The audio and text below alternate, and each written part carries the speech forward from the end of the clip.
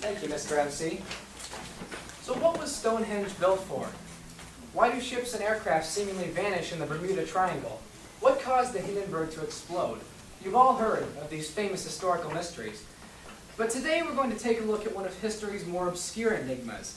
I'm of course speaking of the ghost blimp of San Francisco. And this is not what you're thinking. The ghost blimp was a real blimp that in fact still partially exists today. The reason it's referred to as the ghost blimp is because of a mysterious incident in 1942 where two of its crew members vanished into thin air. Let's go 72 years into the past and examine the facts. The date was August 16, 1942. Cold but crisp weather at Treasure Island Aircraft Base in San Francisco. The U.S. Navy blimp L-8, which was a former Goodyear blimp, was acquired by the Navy to patrol for submarines off the coast of California. That day, it was scheduled for a routine 6 a.m. patrol to look for submarines near San Francisco. Its crew members were going to be Lieutenant Ernest DeWitt Cody and Ensign Charles Adams. Cody and Adams were both well-respected family men who were very experienced with airships, and neither had any known motive to just disappear. So when they boarded the L-8 that day, nobody realized that it would be anything other than a routine trip. The L-8 lifted off the field at 6:03 a.m. The itinerary for the trip was to fly a large figure-8 pattern across San Francisco Bay, out to the islands outside San Francisco Bay, and back again. The radio reports for the blimp were pretty normal for the first hour and a half. The first indication that this particular mission might be different than normal came at about here, when one of the crew members reported that they saw an oil slick on the water and were going to descend to investigate the oil. Then the signal went silent. Navy radio operators on land tried to contact the L-8 about a half an hour later, but to no avail. 10:30 a.m., the time when the blimp was supposed to land, came and went, as the Navy officers became more and more worried about the missing airship. Then, just as they were preparing to put a search underway, beachgoers near Daly City, which is a suburb near San Francisco, saw a blimp coming in, canted at a grotesque V angle that was about to hit the beach. The control car of the blimp, right here, hit one of the cliffs on the beach and dropped one of the depth charges off, which caused the blimp to fly up in the air with the decreased weight.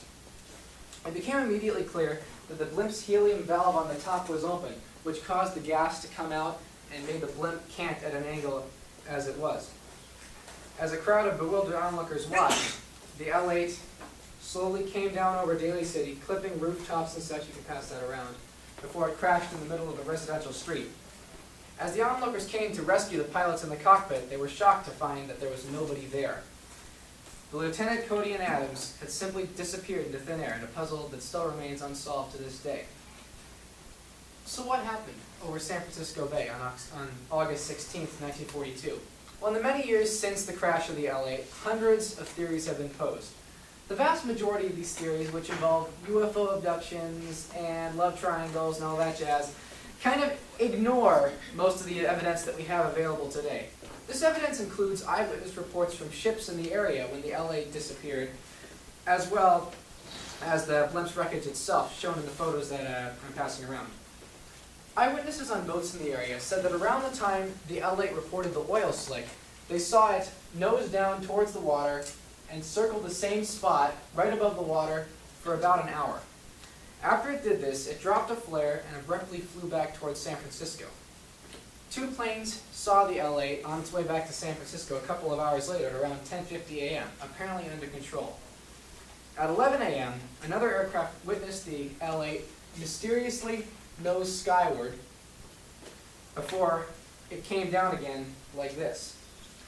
This behavior can be explained by viewing the L-8 as what it was, essentially a large balloon.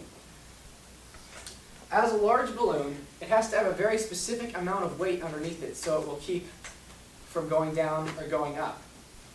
The L-8, if, say, two crew members fell out of it, would quickly rise skyward, and once it hit a certain level where the atmospheric pressure was so low that the pressure inside the balloon was higher, the balloon would pop. So to avoid that happening, the Blimp was equipped with an automatic pressure release valve that would cause it to release helium and thus go down, whether under control or not, so it would save the crew and not cause that kind of an accident. The condition of the control car of the Blimp at the crash site was curiously unremarkable. Everything was in its place with no sign of a struggle. No traces of seawater were found in it, and even Lieutenant Cody's cap was still sitting on the control panel. The door was mysteriously open, but it was likely opened by the rescuers at the time of the crash. For all intents and purposes, the trail went cold here. The Navy searched the ocean and Daly City for the two pilots for days afterward, but they couldn't find anybody, and the trail went cold. Lieutenant Cody and Adams were officially declared dead a year later. The official Navy explanation for this incident remains to this day that there was a mechanical problem outside the gondola of the Blimp.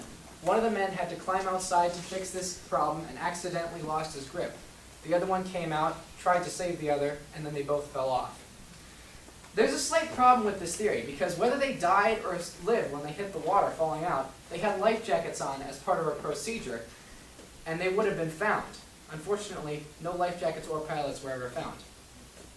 I personally believe that the pilots made a pact to disappear and fake their own deaths. Being experienced around airships, both men knew how to effectively make the illusion that they were abducted from the gondola.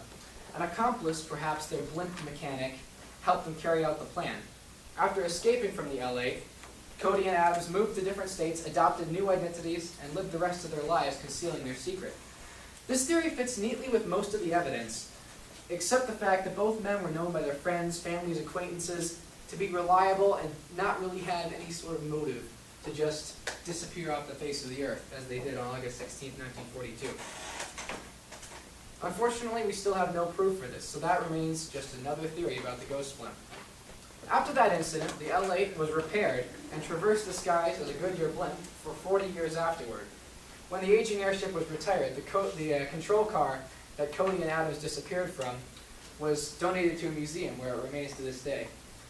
But no matter how much speculating we do and how much photographs we take a look at and just how much evidence we examine, we may never know what happened to the two men who flew off the face of the earth and into the pages of history on August 16, 1942.